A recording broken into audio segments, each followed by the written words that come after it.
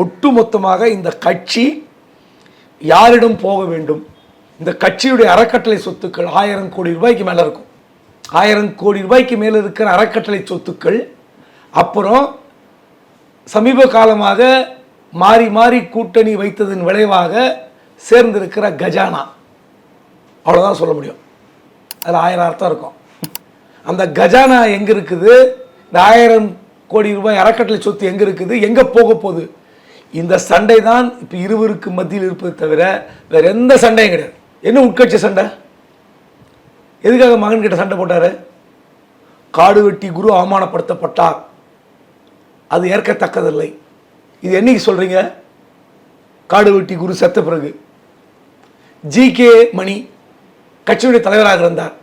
அந்த கட்சி தலைவர் பதவியை அவரிடமிருந்து பறித்து தன் கணவருக்கு வேண்டும் என்று நான் மகாபலிபுரத்தில் ஒரு ஹோட்டலில் ஓய்வு எடுத்துக் கொண்டிருக்கும் போது மருமகள் என்னிடம் பேசினார். எனக்கு 8 நாள் கெடு விதித்தார்.